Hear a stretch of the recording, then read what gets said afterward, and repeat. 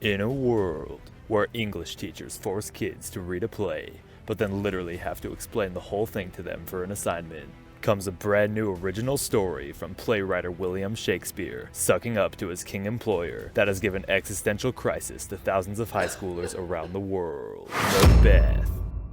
Enter a world where literally every guy's name starts with Mac, and everyone makes sexist comments to each other. Meet Macbeth, a Scottish thane with a heart of gold who is convinced into murdering women and children within the space of an afternoon. I killed them all.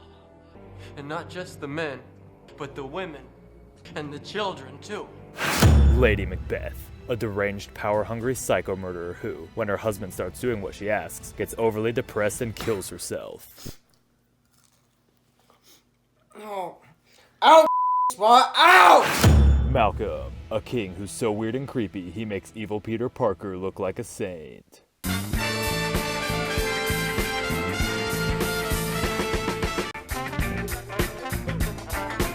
Weird Sisters, a group of petty witches that speak exclusively in not paradoxes, who are willing to kill people just because they wouldn't let them eat some of their nuts. But don't let all the killers get you down, because this play has plenty of other great characters, like Duncan, a great and noble king who does nothing but praise and give gifts to his servants, who is then killed 5 minutes into the play. Banquo, Macbeth's honest best friend who doesn't give in to greed, but is killed by Macbeth later because he is suspicious of him. Papa, no! Avenge me. No! Or Macduff, a man who, when his family is killed by Macbeth, is the only character to give a crap, and goes and kills him himself. Fine. I'll do it myself. Wow, that's a lot of murder and death. Is anyone in this play not a psycho-murderer or murder victim? What's that? The horses eat each other. Well, that's just messed up.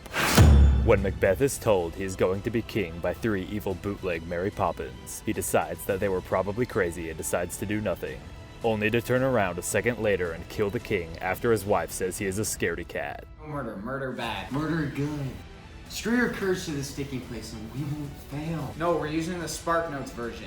After being crowned king, Macbeth is so racked with guilt that he starts hallucinating knives. Is this a dagger which I see before me, with the handle toward my hand? Seeing ghosts, and worst of all, can't seem to know if he wants his armor on or off. As King Macbeth, he kills his best friend, kills a man's wife and children, kills the economy, and then wonders why he is so miserable all the time. So, in order to gain peace, he turns to literal servants of Satan who give him an intentionally vague prophecy. None born of woman shall harm Macbeth.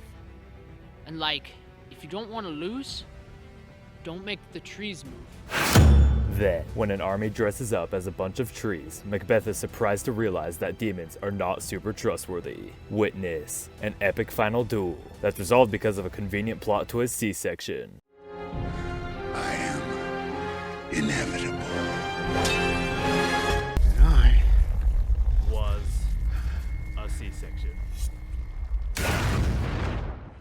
Starring I Just Can't Wait to Be King, Duncan, Killer Queen, Ghost of Christmas Past, Macbuff, Humpty Dumpty, Toby Maguire, Team Trees, Snap Cackle Pop.